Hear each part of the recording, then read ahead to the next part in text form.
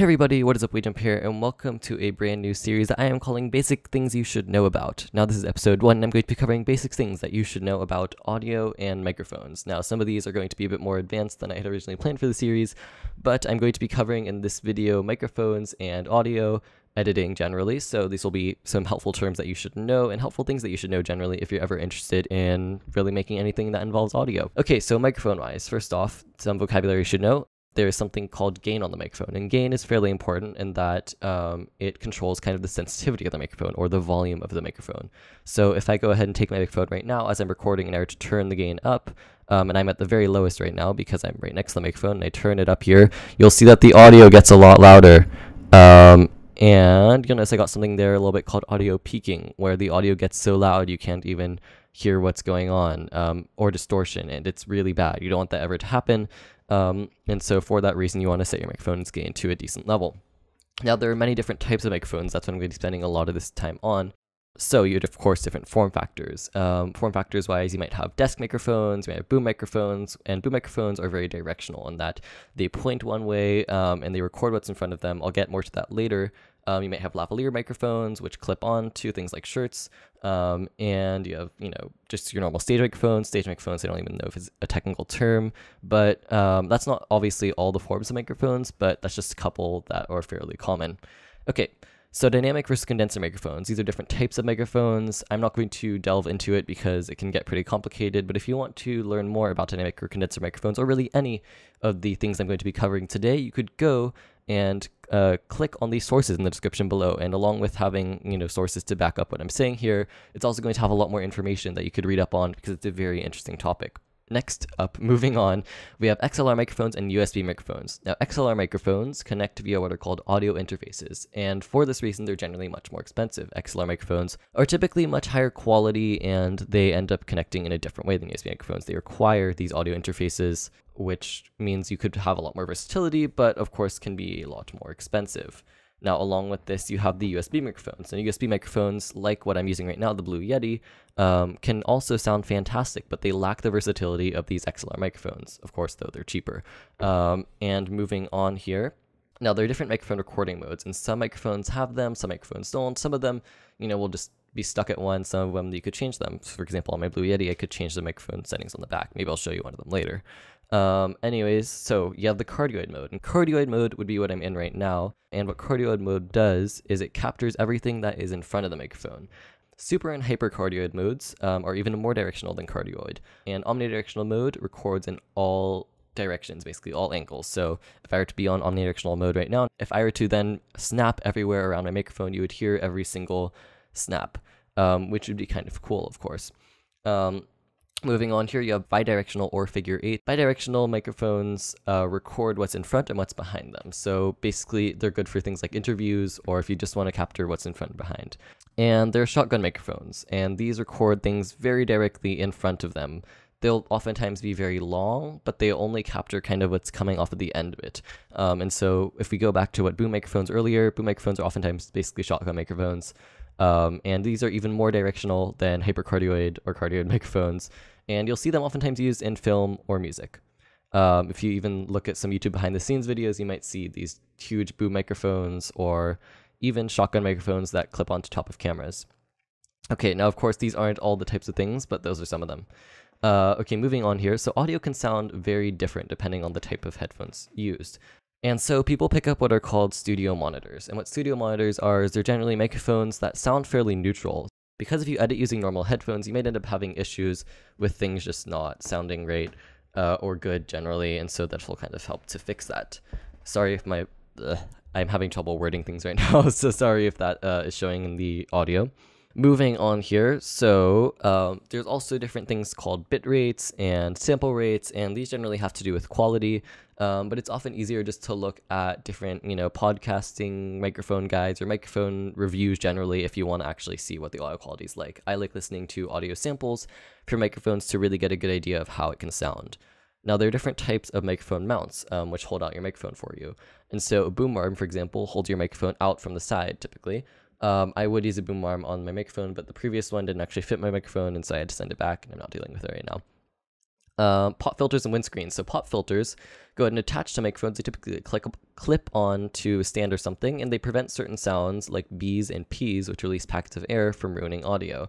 You will often see this as an issue with bad stage microphone setups. If you go ahead and watch, like, I don't know, a bad concert or something, you know, at some local venue, you'll often see that they don't really put anything on their microphone, and so what happens is that you hear these B's and P's very loudly. I'm going to go ahead and pause the recording and take off. I'm actually using a foam windscreen right now, but I'm going to show you what it would kind of sound like if I took it off.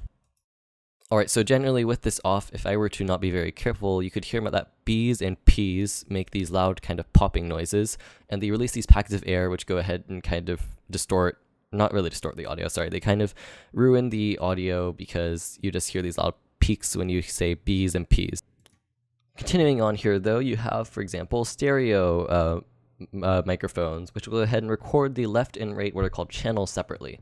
So this can oftentimes sound really cool, and you'll hear this kind of sometimes in movies, although movies oftentimes use something called what's 5.1 surround sound, which is somewhat similar to stereo in that it separates all the different parts of the audio, but is even more complicated than that. And you have mono, which is just when all what are called audio channels are just recorded as kind of one. And so this is what I'm recording with right now. You could hear that even if I were to shift my voice to talking on the left or shift to talking on the right, you will hear it the exact same way. But if I were to switch to a stereo mode, then you'll notice it makes much more of a difference if you're wearing good headphones, because if I talk on the right, you'll only hear me on the right, or if I move to talking on the left, you'll only hear me talking on the left, which is pretty weird sometimes. That's why I stick with cardioid, along with some other. So to wrap up this section of the video, I'm going to go ahead and give you a quick example of what I'm using. So I'm using the Blue Yeti microphone. This is a USB microphone. It has 4 modes, which includes a stereo mode. It has a gain dial on the back. It's a USB microphone, and it is a condenser microphone. So there's a quick example. And moving on here, I'm going to switch over to audio editing, which might even be a shorter section of the video. We'll see. So one of the most important parts of audio editing is knowing how to read waveforms. Now you'll probably see some waveforms on screen right now, and what waveforms are is they kind of show you the loudness of the audio. So if we imagine that time is going from left to right, you could see, for example, on screen right now, I have this large, thick, tall mass right there, and what that is right there is when I was turning up my gain and the audio began peaking. If I began actually turning up my gain again, you'll see that these lines get higher, and you get the other peaking, but you also go ahead and hear how loud it is. Of course, where there's nothing or where it's shorter, there's less audio.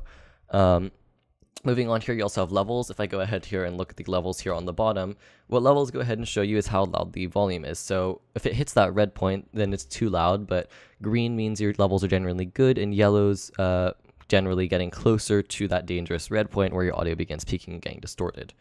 All right, so moving on here, you have a couple of audio editors, and sometimes you'll hear the term digital audio workstation, or DAW, and these will be things like Audition and Audacity. Now I'm currently using Adobe Audition to go ahead and record this audio here, but you could also go ahead and use something like Audacity. And when you're using Audition or Audacity, there are a bunch of different tools.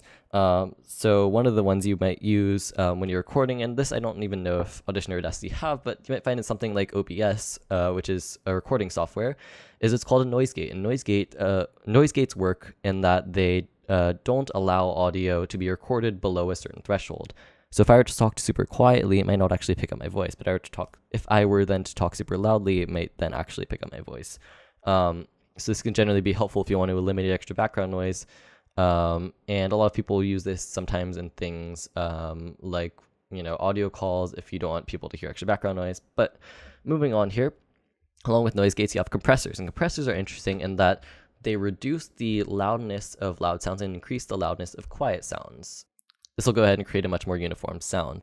You'll also hear the term amplitude, and this is kind of the loudness of the audio and kind of the peaks. So that's kind of what you're seeing right now a bit. And normalization is actually different from compression, although it sounds very similar when you listen to the description, which is, quote, the application of a constant amount of gain to an audio recording to bring the average or peak amplitude to a target level, the norm. So the reason that normalization is different from compressors is that compressors kind of make everything kind of fairly equal, whereas normalization applies and edit to everything. So what this would mean, if you had a bunch of loud and quiet audio, compressor would make it all about the same volume. But if you were to say apply normalization, it might make everything louder, or it might make everything quieter, which could be a problem. But it could also make your audio fairly good, levels wise if you already had it about the same location, or if you already had your audio fairly compressed. Now moving on here, you have noise removal. Noise removal is obviously very important if you have audio with a lot of static or background noise. And so the way this works is that you take a bunch of audio where nothing's happening. So if I were to, for example, stop talking for a second here, I would then take that audio, and you probably heard nothing because I would have already removed the audio based on that.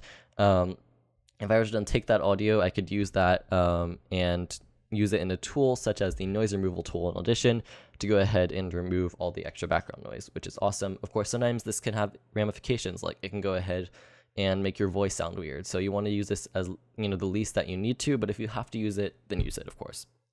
Some other terms you should know with audio editing, which you might already know: amplification is just making audio louder, and reduction is making audio quieter. And the last thing I'm going to go ahead and demonstrate here is pitch. And so pitch is the highness or lowness of a sound. Obviously, you've probably heard of pitch before. And this can also be affected by speed, or it can kind of affect speed depending on which way you do it. So you probably just heard a little bit there that my voice might have been slowed down a bit. It might have sounded lower, it might have sounded higher, and that's because I was messing around with the pitch. Alright, so I hope you have enjoyed this video. Let me know what you thought of this episode. Should I continue this series? If you think I should continue the series, leave a like down below. And in the comment section, let me know what other topics you'd like to see. And if you can't even think of a topic, just let me know. And I'd be happy to create more videos, even if you don't give ideas, because I have plenty of ideas in my head for this series. I'm trying to cover this as fast as possible, so sorry if I'm talking too fast. Let me know if I'm talking too fast, and in future videos I will slow down. But I figured this was just an idea that just came to me one day, and I was like, you know what, this could be a very cool series, so let me know what you thought of it. And thanks for watching. If you're new to my channel, go ahead and subscribe, and I'd be happy to make more videos as long as I get that feedback. And thanks for watching. Bye.